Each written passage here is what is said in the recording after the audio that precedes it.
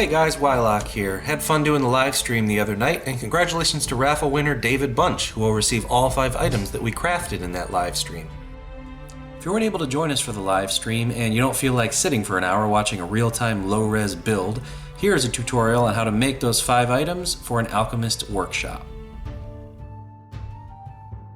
Right, so first up we need to prepare a bunch of wood planks. Normally this is where I would say go see episode 7, but it's been a while, so here's a quick, modernized recap. Standard popsicle stick. Use a wood chisel, screwdriver, or any other hard tool to carve wavy lines.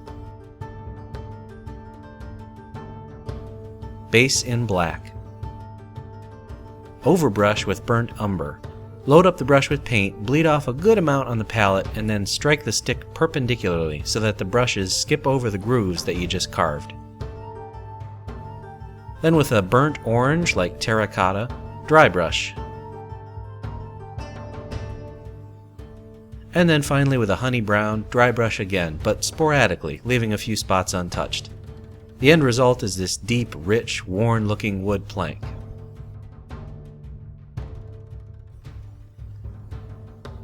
First up is a shelf of potions. Chop 5 planks at 2 inches long. You should get 2 planks per popsicle stick. Lay them out together, side by side. I use them on some packing tape to help keep them together. And then cut another 2-inch long plank and hot glue it along one edge. And then again along the other. And 2 more for the middle shelves. Yes, we are hot gluing directly onto paint here, but wood is fibrous and porous, so it holds pretty good. I've never had an issue. Potions. Again, I would say go see episode 7, but here's a quick review. I use these beads from a rainbow assortment that I got from Michaels. Here's the exact product. And for the bottle tops, I use these 6.0 E-type Toho beads. Again, here is the exact product. Just attach the two together with a small dab of hot glue. Some people use pins to connect them or use different types of glues. Certainly doesn't hurt, will look better, but hot glue is instant, I don't have to wait, and I've never had an issue with the two separating from each other. You will want to use needle nose pliers to help set that tiny bead though. Again, gotta thank DM Brad for this potion technique. Check out his YouTube channel, Devious Dungeons Painting.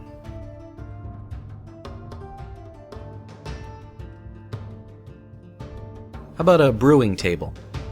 2 wooden planks, again 2 inches long, and then 2 shorter planks chopped and hot glued to hold it all together, like you see here. Behold the humble paperclip. This is the kind with a plastic coating on it, giving it sort of that clear tube look. Straighten it out, and then gonna take something like a kebab skewer or a tool and wrap the paperclip around it, leaving about a ½ inch at each end.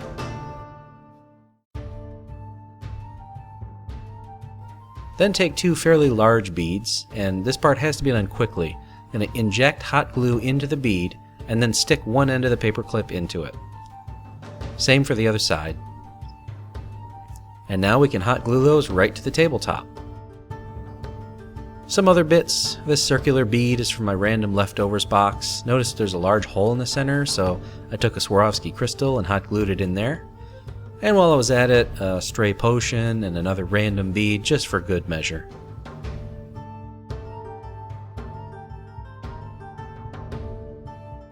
Let's do a totem. Very, very easy. Just raid your crafting store bead aisle for things that catch your eye.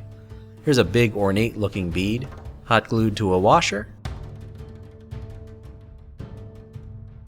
And then another colorful bead. This is like, I think, for an anklet or a wristlet or something like that, but glue that on, and then top it off with this cool spherical bead that looks like a bunch of wires all enmeshed together.